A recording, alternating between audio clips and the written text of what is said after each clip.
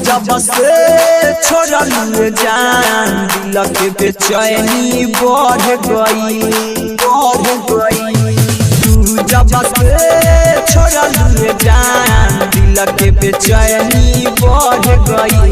ऐसे न बोलो यार हमार, ऐसे न बोलो यार हमार, हमरो भतारो हम पे अड़ गई। तू जब से छोड़ल जान दिल के बेचैनी बढ़ गई तू जब से छोड़ल जान दिल के बेचैनी बढ़ गई।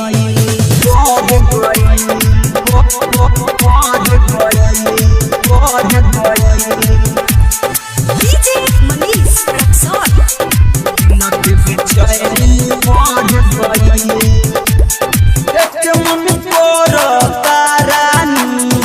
फसली लगानी हम हो पियल नहीं पियल जाता प्यार वाला गम हो प्यार वाला गम हो बेचैनी बढ़ गई। भोले दूर बानी तुहरा से प्यार न होई सुन कम हो तोहरा पावे लायरो सहेनी बहुत तम हो सहेनी बहुत तम हो। चलते हीरो डब्बे सुनय जान प्यार वाला गाड़ी लड़ गई तू जब से छोड़ल जान दिल के बेचैनी बढ़ गई।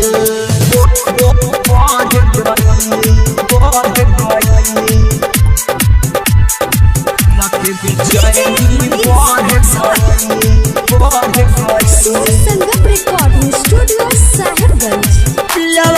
कोरा में सोना बारू बहुते खुश हो तोहर जिंदगी सुनाना कोई गईले सुबह कोई गईले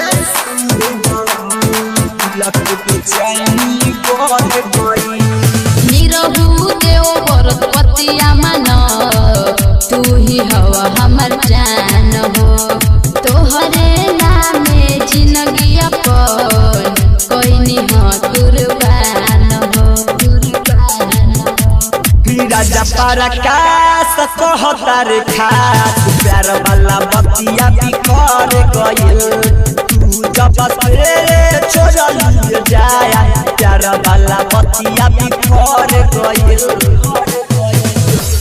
कॉन्टैक्ट नंबर 7352676438।